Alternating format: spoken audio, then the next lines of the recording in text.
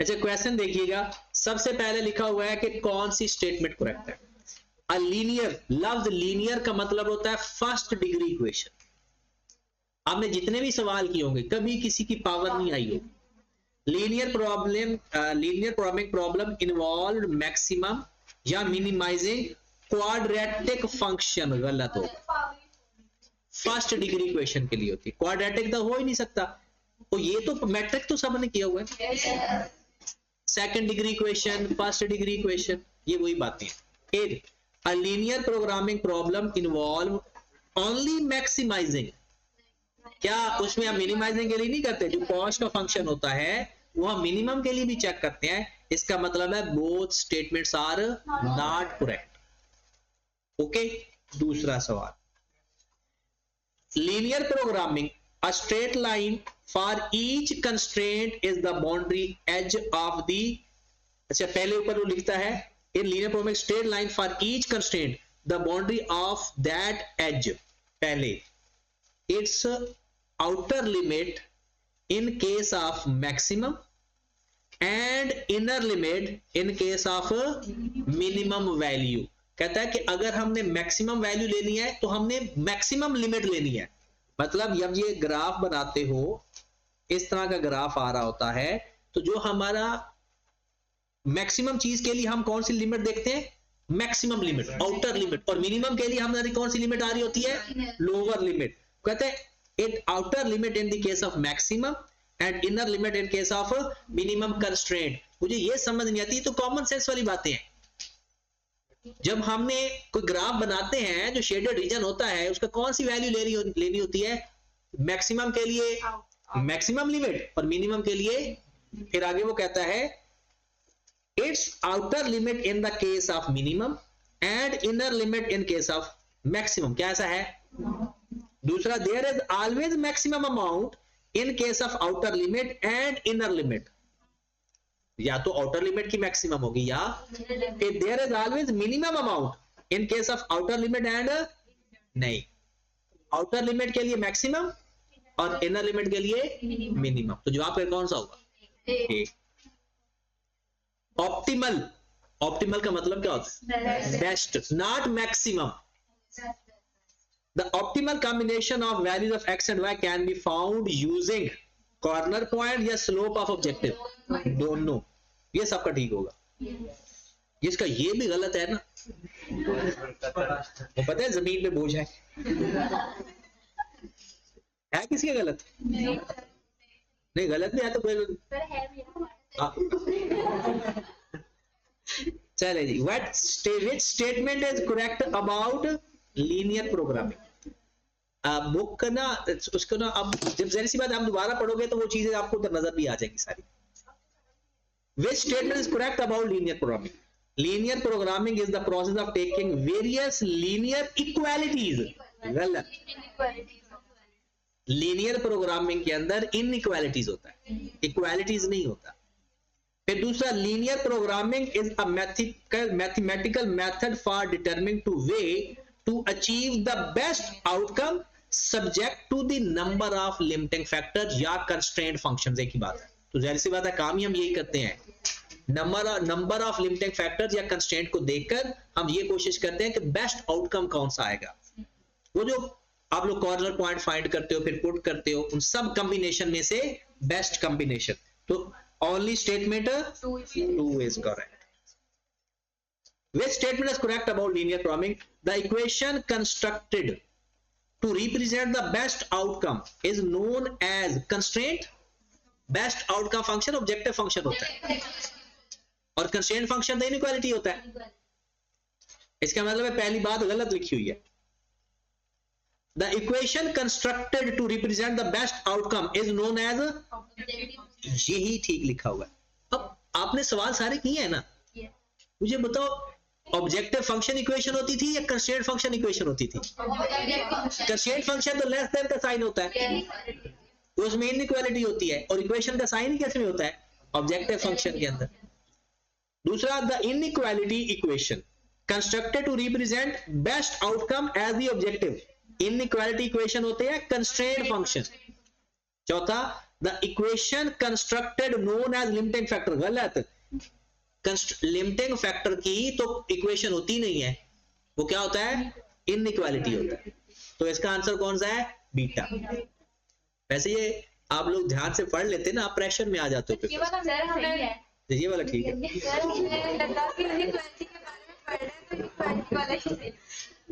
नहीं, आप ना लिंक किया करो ऑब्जेक्टिव फंक्शन के साथ। ऑब्जेक्टिव फंक्शन में कभी हमने लेस देन ग्रेटर देन लिखा, उसमें तो हमेशा इक्वल का साइन आता है।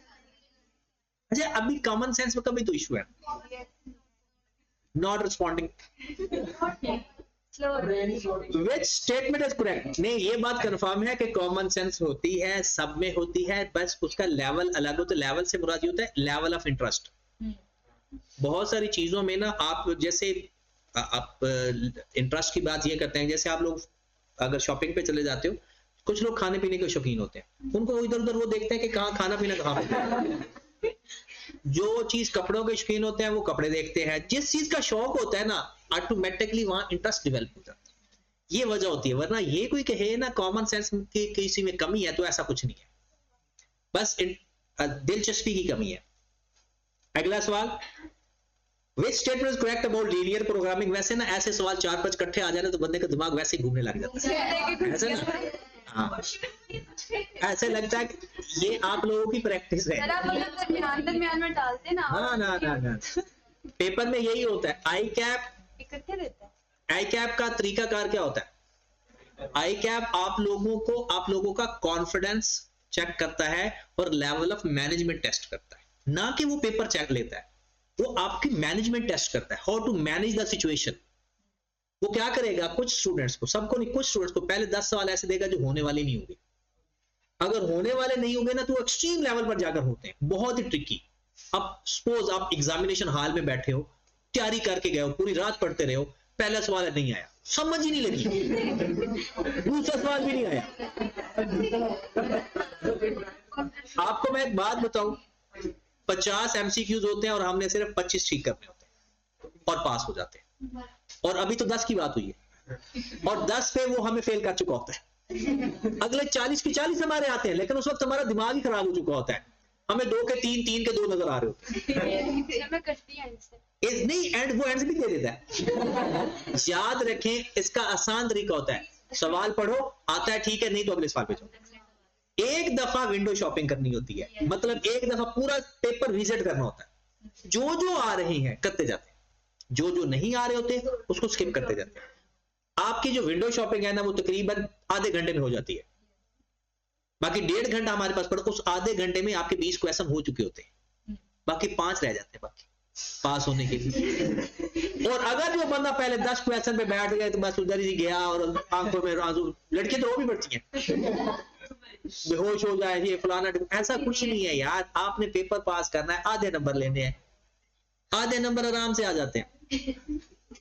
उसके बाद अगर देखिए, आपने पहले 5 क्वेश्चन देखा, अगर जो थोड़े से सीनियर सिंसियर स्टूडेंट है ना, वो दिल में ना अपने आप ना वो बाल नोचने वाली कैफियत आ गई है।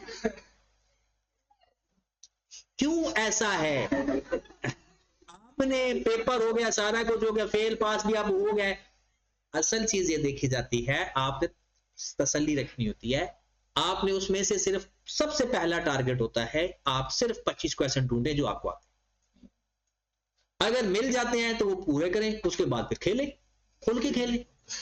होते हैं ठीक है, नहीं तो अपनी मर्जी का अजम्पशन लें, अपनी मर्जी का काम करें, क्योंकि आप मेंटली तौर पर आजाद हो, फिर आपका दिमाग ना मोर देन एवरेज काम कर रहेगा। आपको पता है आप अपने दिमाग का क्या बेड़ा गर्क करते हो। 2 सवाल नहीं आते, एवरेज से नीचे चला गया आपका दिमाग। मैं कहता हूं न्यूमेरिकल जो ये MCQs है ना, फिजिकल पेपर में अगर मैं कहता हूं, मेरा एक ही होता है कि या अल्लाह मुझे कोई एक सवाल आता हो, बस वो एक सवाल आपको पूरा पेपर हल करवा देता। और आज कौम कैसी है, सारा पेपर आता तो एक सवाल नहीं आता होता, वो पूरे का बेड़ा गर्क कर देता। वो कर कोई और होता है, सवाल वो घूम रहा होता दिमाग। ऐसा कुछ नहीं होना चाहिए। आप एक बहादुरों की तरह काम करना है। CA में पास होना कुछ भी नहीं। अब पता फेल कौन होते हैं? जो लोग क्लास में बैठ के ना बातें सुनते ही नहीं है, उनको पता ही नहीं होता क्लास में क्या आगे हुआ था, जो पुप्पो के घर पहुंचे हो। अब देखते हैं अगला सवाल, which statement is correct about linear programming? कहता है an inequality solves the give a value of a variable at the boundary of the inequality. कहता है कौन सी स्टेटमेंट ठीक है? पहले कि एक इनइक्वालिटी सॉल्व जब करेंगे वो आपको बाउंड्री की एक फिर an inequality is the value that could be one side of this variable but not the other, and double inequalities are solved to give the range within which variable lies.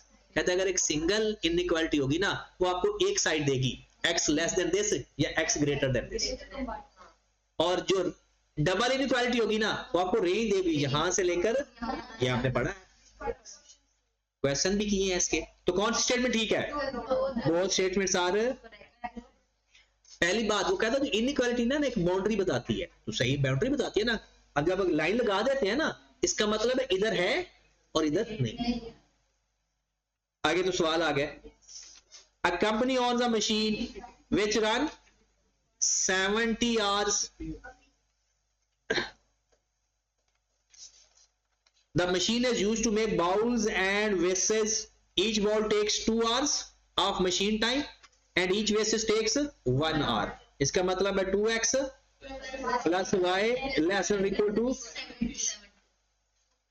फिर which statement is correct about linear programming? Where the objective function is to minimize the objective function, the optimal solution is at the point in the feasibility region that is closest to the origin. जब आपका objective क्या है? Minimum, तो इसका मतलब है आपका जो आंसर आएगा वो ओरिजिन के करीब होगा।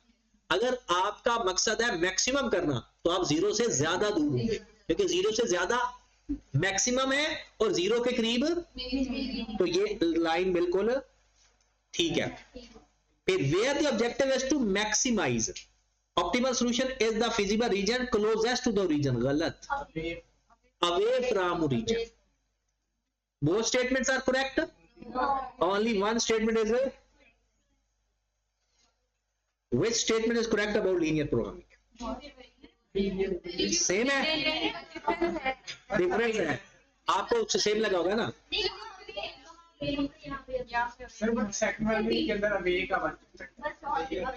जहां पर क्या था? Minimum closest to the origin और maximum away from the origin.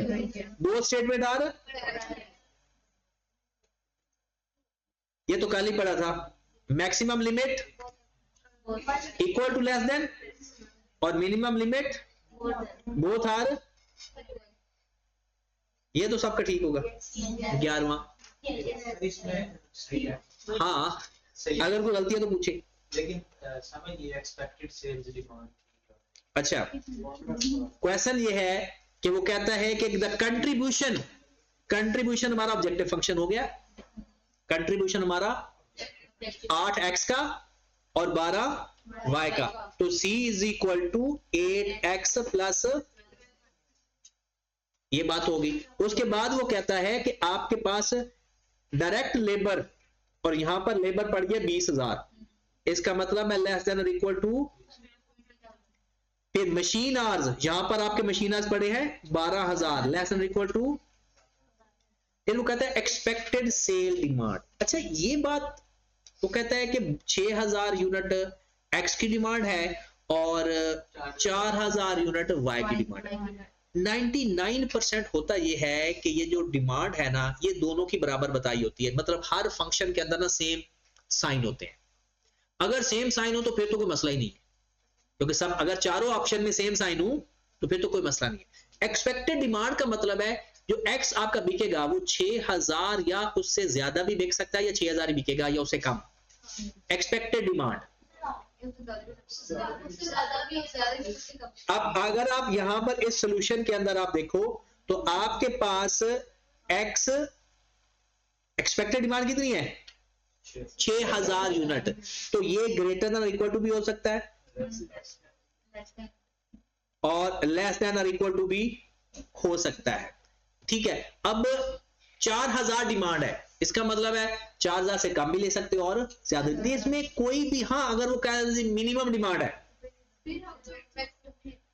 या मैक्सिमम डिमांड है तो फिर हम साइन लिखते हैं। तो मोस्ट ऑफ द केसेस इसके अंदर उसने यहाँ ग्रेटर देन के 2 साइन लिखे होते हैं, मोस्ट ऑफ द केसेस ये सबके साइन एक ही लिखे होते हैं, तो फिर इसमें वो परेशानी वाली बात आती नहीं है। ये सबके लेस देन होते हैं, ये सबके ग्रेटर देन होते हैं, ठीक है। बाकी आप अपने साइन देख लेना, तो बाकी कहां पर फिक्स है। मतलब इसके दो क्या हुआ?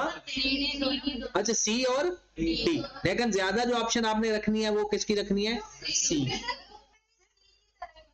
हाँ, वो सी का ही करते हैं क्योंकि वो इसको ना एक्सपेक्टेड है ना इतना हो, तो उससे कम तो सेल हो ही सकते हैं, तो वो है प्रूडेंस कॉन्सेप्ट कह लो, लेकिन ये मोस्टली पेपर में बताया होता है।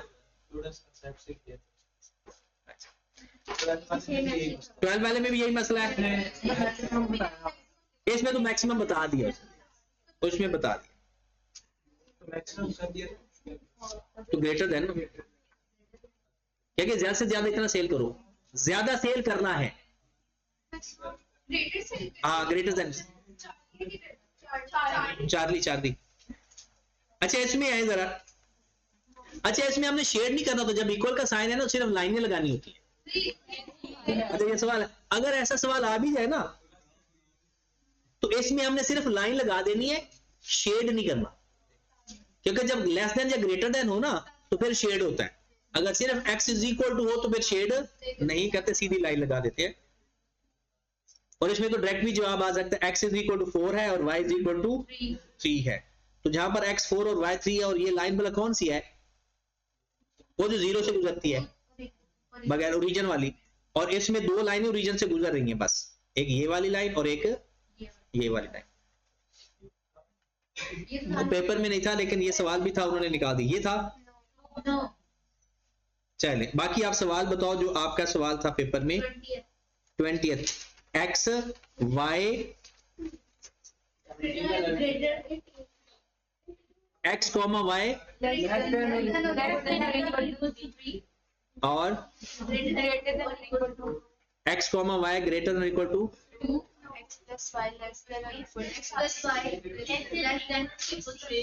अब सुनिए, अच्छा इसकी जो इस सवाल की पेनल्टी है ना उसकी कोई माफी नहीं, उसकी वजह आप मुझे बताएं। जब ये बात मैंने आपको लिखवाई थी कि जब कॉमा हो तो इसका मतलब होता है x less than equal to 3 और y, क्या ये बात बताई थी या नहीं?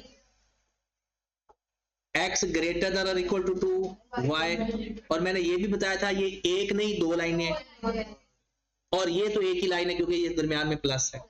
अब जरा ध्यान से देखिएगा, अब एक एक वेरिएबल हमने शुरू यहां से किया था लीनियर प्रोग्राम में, एक एक वेरिएबल से।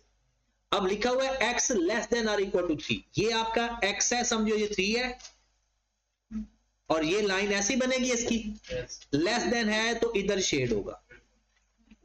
फिर y3 इधर लिख लेते हैं, ठीक होगी बात। फिर उसके बाद ये लेस देन है तो इसका साइन, फिर आ जाए 2 की तरफ, x 2 है, y भी 2 है, इनके शेड भी, ये चारों लाइन बन गई 1 2 3 और ये हमने बनाई हुई है लाइन ऐसे। फिर उसके बाद है x plus y less than और इक्वल टू 6, एक दफा x की जगह 0 पुट करेंगे y आ जाएगा, y की जगह 0 पुट कर देंगे तो x आ जाएगा, तो 6 आ जाएगा। सपोज दैट ये यहां पर 6 है और इधर यहां पर 6 है, तो ये लाइन कुछ इस तरह से बनेगी ऐसे करके। अब ये ट्रू है तो शेड किधर होगा? हमने शेड का तरीका कहा है कि जिधर वो शेड हो रहा है ना दूसरी साइड पर हम हर रीजन के अंदर एक डॉट लगा दिया करें, हर रीजन के अंदर एक डॉट लगा दो तो आपके पास सिर्फ ये रीजन बच रहा है जो कि कॉमन शेडेड रीजन। तो इसमें मुश्किल क्या था? वो ना स्टेटमेंट पढ़ के ना वो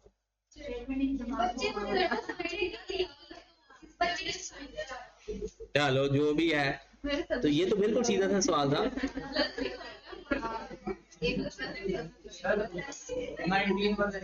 19 क्या है कि क्वेश्चन पेपर एक मुझे दिखा,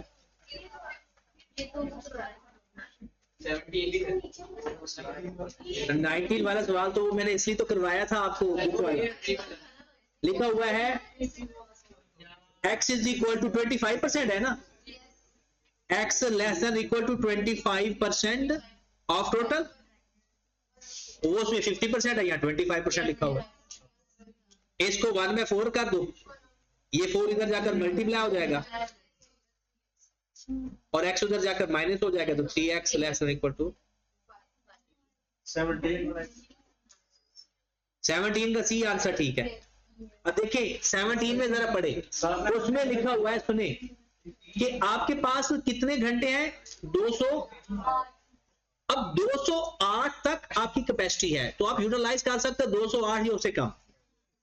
तो जो पहले लिखा हुआ है ना, अगर वो लिखा हुआ लेस देन 208, अगर लिखा हुआ ना less than or equal to 208, वो ठीक था।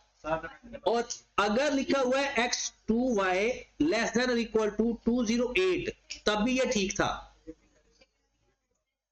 इसमें अगर इस लाइन के अंदर 0 पुट किया जाए तो y less than equal to 10, तो ऑप्शन सी ठीक है, सी ऑप्शन ठीक है। और बस चलिए, अब इसका आपने सेल्फ वो क्वेश्चन में कर लिया, एडिशनल सारे 30 वाला क्या 47, अच्छा इसका 18 वाला रिडंडेंट कंस्ट्रेंट वाला, इसमें तो आपने पहले ग्राफ बनाना है, ग्राफ बनाकर सारे शेड करना है, जो कॉमन शेड रीजन को लाइन टच नहीं कर रही वो हमारा रिडंडेंट है।